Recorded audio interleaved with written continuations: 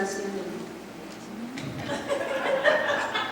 It's called My Feet Are on the Rock.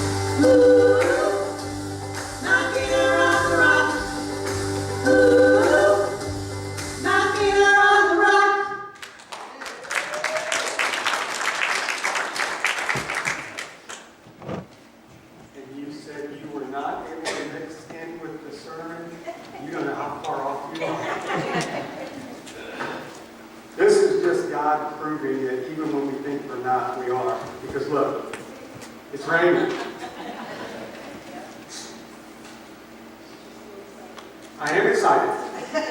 And good morning. I was doing my usual search for images this past week, and I thought this one might be appropriate. Is it still raining outside? The last people who came, was it still raining? Okay. It's not a negative image in any way, and I didn't know that good morning rainy day images is a thing. If you type in the words good morning rainy day images, you get a bunch of them.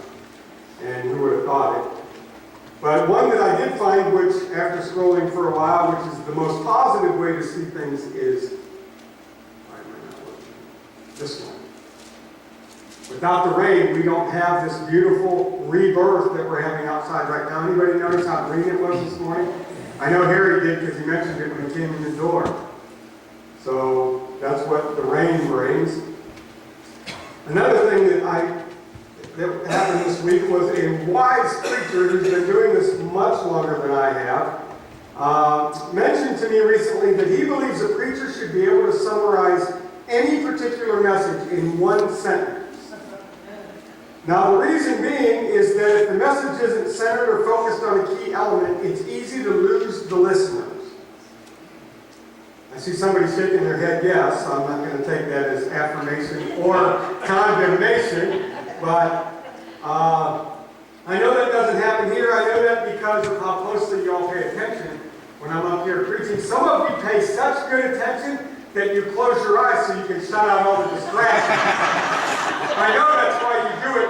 And if you just looked at the person next to you, I'm not sure if you looked at them because it's them or you looked at them because you think they know it's you. Anyway, as I thought about that concept of summarizing the message in one sentence, and we were talking about just one particular sermon, and generally I don't know how you knew this was what I was going to say, but this is the sentence I came up with. Knowing Jesus will change things. Did she not just say knowing Jesus is the best gift we've ever gotten? Knowing Jesus will change things. I know that sounds simple and it almost sounds like a cop-out, but let's think about it for a minute. I don't know if every sermon could be summed up in those words, but I think every sermon should be summed up in those words. Because the whole call to Christians, once we've accepted the gift of grace and salvation, is to what? To be changed. To be different.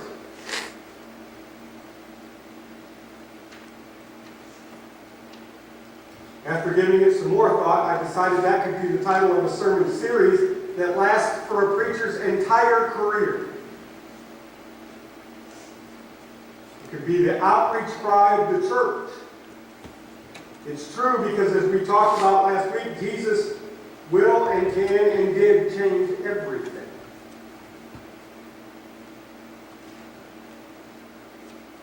Take that sentence and remove the last word and insert any number of words.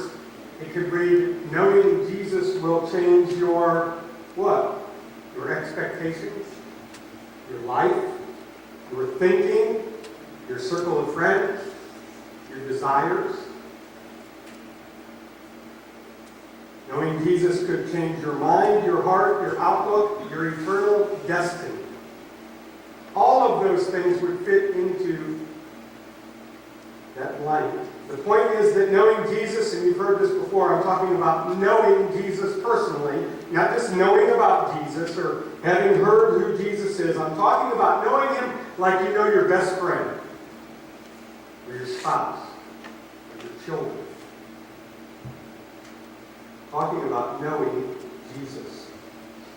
You could simply say, knowing Jesus will change everything,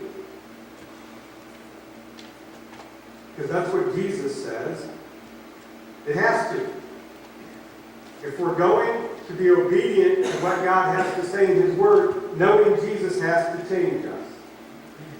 And as we're learning in this particular series on the Sermon on the Mount, as Jesus talks about how His listeners can attain a level of righteousness that's greater than that of the Jewish religious leaders of the day, Jesus is calling for people to change. Different. He's raising the bar. He's saying that while the religious leaders of the Old Testament certainly did their best to appear righteous, it's not appearances that He's concerned with. Jesus is actually calling us to examine our motives and our reasoning and our lifestyles. He's saying things are different now because you know me. I find that interesting because in the Old Testament we read that, particularly in the Psalms and the Proverbs, that God looks at the heart of a person, not at what's on the outside, but what's on the inside. And as Jesus approached the Pharisees, He did the same. He told them how good they looked on the outside. Sometimes He told them how bad they looked on the inside. When I read these words of Jesus, though, it hits me that He's calling us to do the same. He's calling us to examine ourselves on the inside. He's teaching us to examine our minds and our hearts, and He's calling us to be different from the world. He's calling us to be changed. 6 times in the Sermon on the Mount, Jesus begins a teaching with the words to the effect, "You have heard that it was said to the people long ago." In each of these teachings, Jesus repeats what had been taught through the law and the prophets, through the Old Testament scriptures. He's telling the Jews in the crowd what they already know, and then he tells them that a relationship with him is going to change what they already know. It's going to bring about some differences. In each of these 6 instances, when Jesus says, "You have heard that it was said to the people long ago," he follows that by saying, "But I tell you," oh, here comes the change part, right? By the way, if I start leaning this way, you'll know why, because there's not very many people over here. It might just tilt me a little bit on that. So. I didn't say there weren't people over here. I said there's not very many. Somebody took offense to that. Now I lost my place. Jesus says, "But I tell you." Let me try to put that in perspective. Many of you know that I have an addiction to auctions. I love to go to auctions. It's one of my favorite things to do. I'm so addicted that I go and sometimes I don't even buy anything. Or sometimes I go and I buy things and then I realize I don't need them to begin with, so I end up selling them through another auction. So as you can see, it's a vicious cycle. As you can imagine, I'm not the only person out there that has this problem. My problem started for me, that sounds like I'm making a confession, doesn't it? My problem started for me when I worked part-time for an auctioneer in Illinois, so I was at the auction all the time. And one of the things that I noticed was in every advertisement for an auction that my friend Mark put in the newspaper, there was a disclaimer. And it always said, in capital letters, "Announcements made on the day of the auction take precedent over printed material or any previous statements." You know what Jesus just said? You've heard that it was said, but I'm telling you now things are different. And what Jesus has to say is the final word. Amen? We believe that, right? As his church, what he has to say is the final word.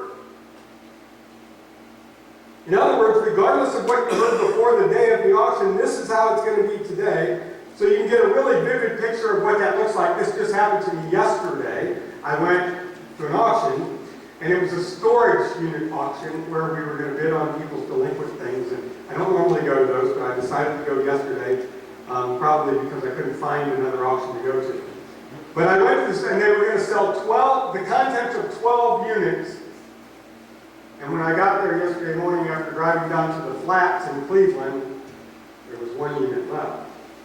Because all the other people had paid their bill by closing time the day before.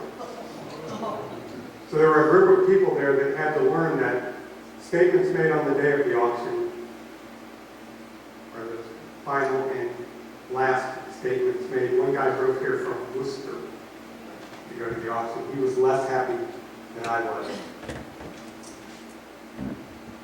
Sometimes circumstances change things, and knowing Jesus will definitely change things. We're going to see that again in our message this morning. If you haven't been here for a while, we are in the 5th chapter of the book of Matthew, right at the beginning of the New Testament. A crowd has gathered on the hillside, and Jesus has taken the opportunity to engage the people and to teach them. In the past few weeks, we've covered verses 1 through 26, so I don't have Captain Obvious up there for you, Emily, but obviously we are going to start at verse 27 today. And what we covered last week, Jesus was teaching the crowd that while the ancient scriptures said do not murder, and that anyone who does is going to face judgment, Jesus then taught them that anyone who carries anger toward another person will be judged. And this point is so important that Jesus is teaching that if you know someone is angry with you, you need to go fix that so the other person doesn't face judgment for being angry. That puts a whole new level of responsibility on being different, doesn't it? As I said last week, it changes things, and now we find ourselves in much the same situation. Rather than murder, though, the topic for this part of the sermon is adultery. Or is it? We're going to read verses 27 and 28, and then I'll let you decide if it's really about adultery. You have heard that it was said, "You shall not commit adultery." But I tell you that anyone who looks at a woman lustfully has already committed adultery with her in his heart. After reading that, I would suggest that the teaching is less about the act of adultery and more about the mind and the eyes and the heart of the person.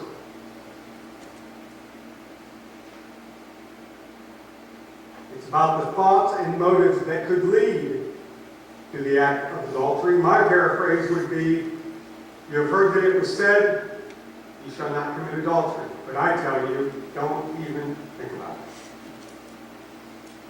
Don't let your mind go there. There are so many other things that we can think when we look at an image than the negative and immoral thoughts.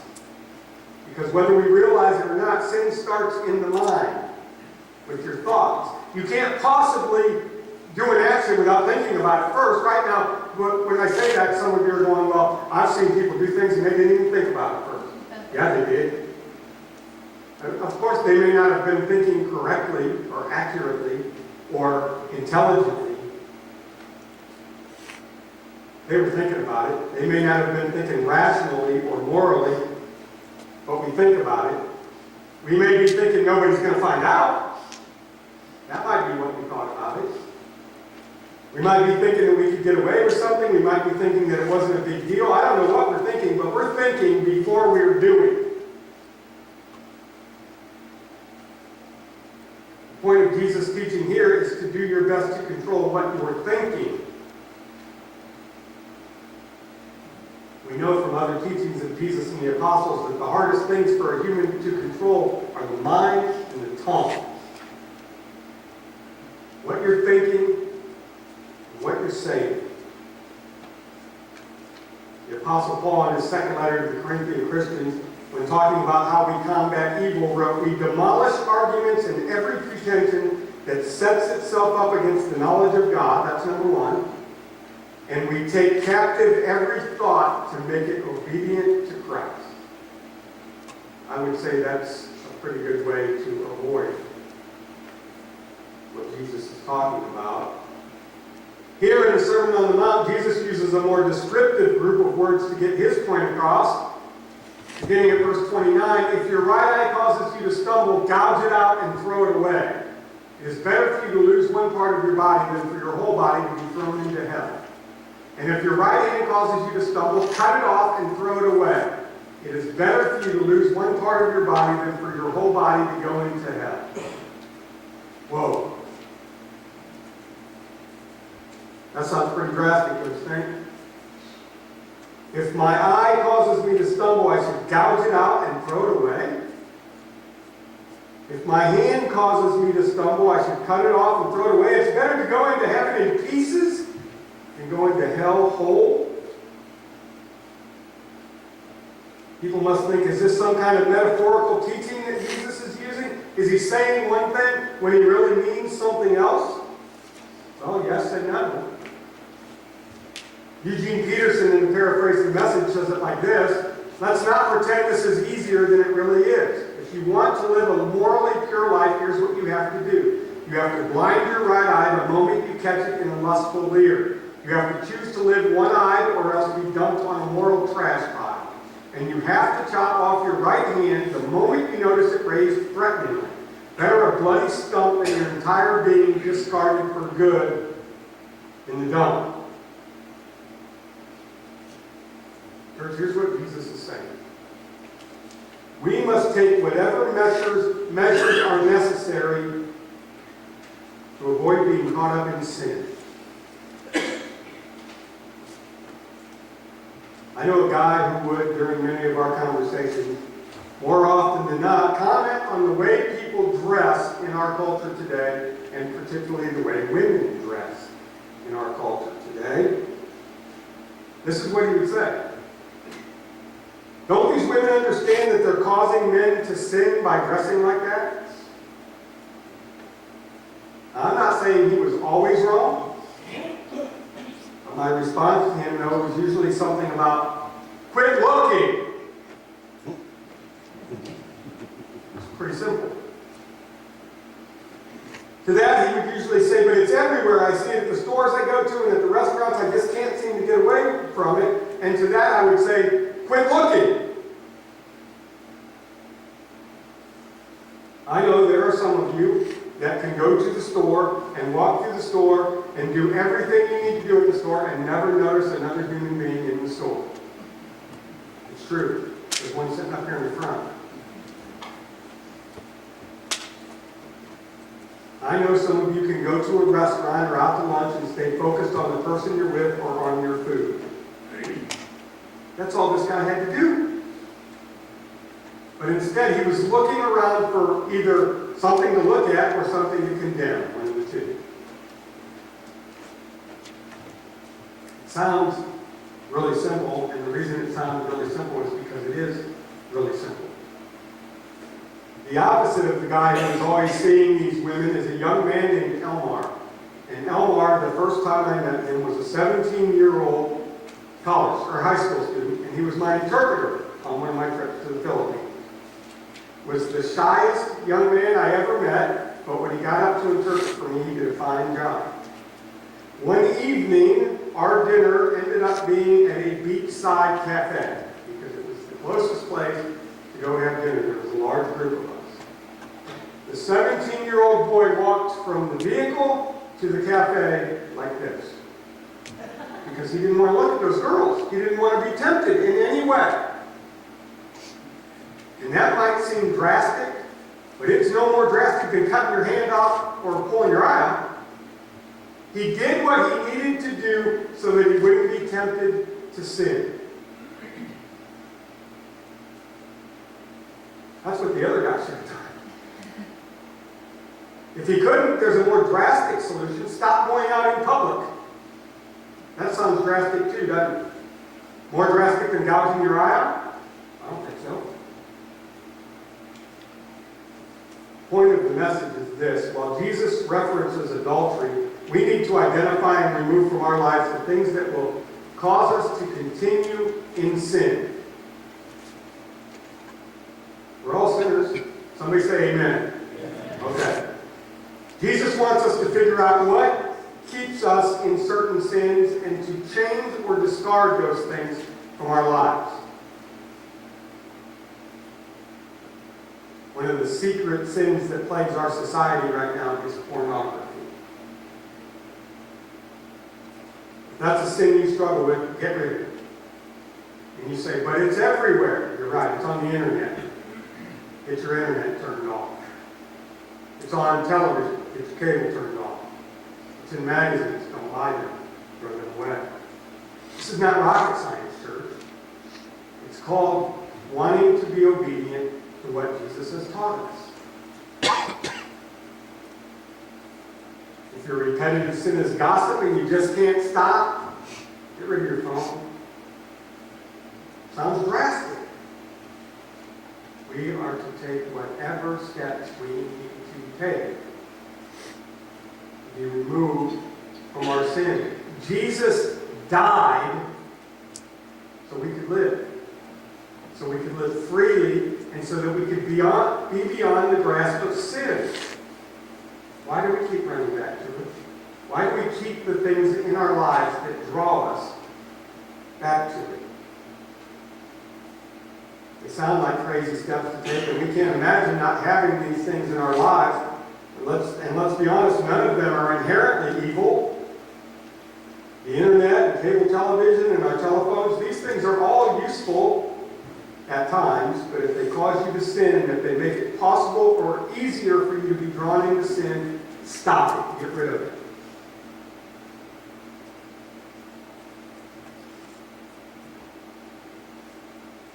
Again, it sounds unreasonable, but it's no more unreasonable than the things that Jesus says. The people listening on that day must have thought, gouge my eye out? Cut my hand off? There's got to be a better way. Guess what? There's good news. There's a better way.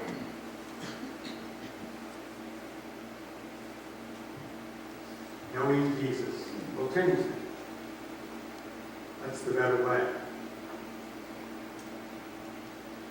Knowing Jesus and understanding what He did for you will change things. It will change your thinking. It will change your perspective. It will change your heart. It will change your expectations. It will change your eternal destiny. It will change change everything I said at the beginning. Knowing Jesus will change things. First of all, before we can do that, though, there's some other things that we need to know and understand. We need to know and understand that God loves us so much that even though we're sinners, He left heaven in the person of His Son Jesus to live as a human being, to face temptation, to teach and to preach, to suffer discrimination, and to give His human life, to be murdered on a cross. Why? So that you could live forever. He did it to change things. Because until He did it, we were all lost. But because He did it, we don't have to be anymore. Last week we talked about Jesus being risen from the dead. That same promise we talked about in Sunday school this morning, it's the same for us.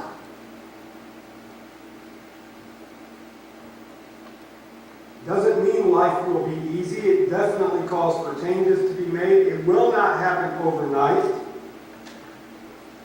If you've never made that decision to follow Jesus and you do it today, guess what's going to happen? You're going to be discouraged. You're going to be disappointed. The other Christians are going to let you down. You might even be disappointed in your preacher. The one who will never let you down is the one who changes things. That's Jesus. And that's who the invitation comes from. It's not an immediate, overnight thing. That's why we have to remember this life is temporary, church. The best is yet to come. And our hope is in Jesus. While the changes that He calls us to may sound extreme and inconceivable, His invitation can seem even more inconceivable. Why? Why would He die for us? Did He die for me? How will I know for sure? The only way to understand it is to experience it.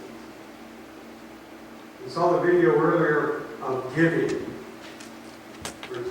where God says, "Test me on this." Jesus says, "Come to me, all who are weary and heavy burdened, and I will give you rest." The only way you can know that rest is to respond to that invitation. If you've heard something here today that makes you want to really know Jesus, that invitation is for you. Let's pray. God, we love you so much. Change us. Change our hearts, change our thinking, change our actions, change our lives. Change us and allow the people around us to see the change in us. Allow them to see Jesus in us. We know that He's coming back, and we know that until He does, we are to share the good news, as generally said, with all of the people. And I am firmly convinced that they will only believe the good news if they can actually see that we believe the good news. And the only way they will see that we believe the good news is when they see that Jesus has changed us.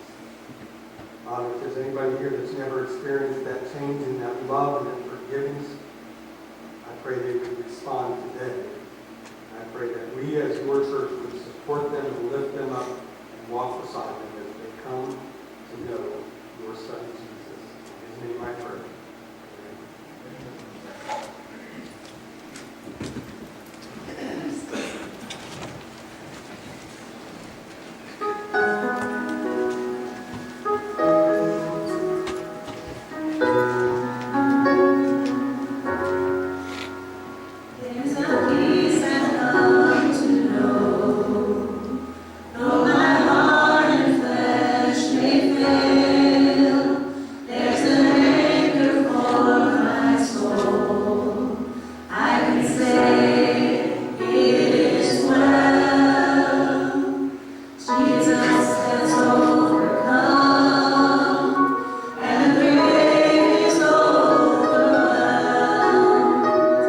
The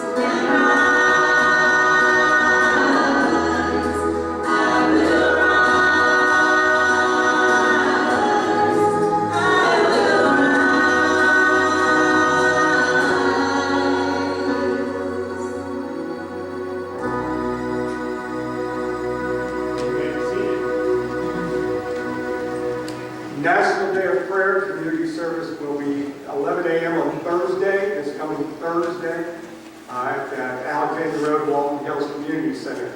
This year's theme is love one another just as Christ has loved us. If you are available in the middle of the day on Thursday, we'd love to have you join us. There will be preachers from different areas around here, and we'll each take turns praying for something specific.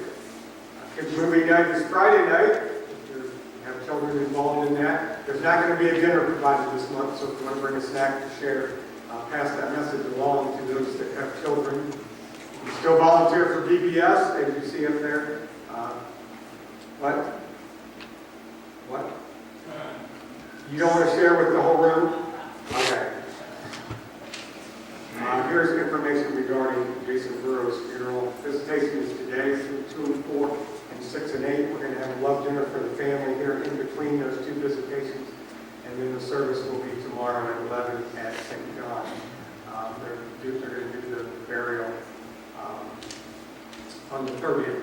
So if you're available to stop and give your condolences, please do so. And how are we set for the dinner? We have all that we need? Okay, we're good. So, okay, do not evacuate the sanctuary. This is here for a reason, though.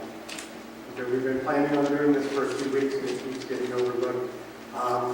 The world is not safe. The world that we live in is not safe.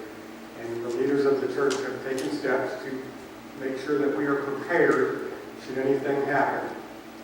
So what we want you to know is if that ever pops up on the screen, do not say a word to anybody. Stand up, and if you're on this side, go out that door. And if you're on that side, go out that door. No discussion, no anything. It wouldn't be there if there wasn't a problem. Because the problems are going to come in downstairs or outside that door. They can't come from back here. So everyone would exit that way. Any questions? They're taken care of, trust me. They know what they're supposed to do. When there are people down there, we wouldn't know there was a problem if they didn't let us know. So they'll know before we do. So. Are there a lot of stairs for handicap? No, there's one stair on that side, there's 4 stairs on this side. So,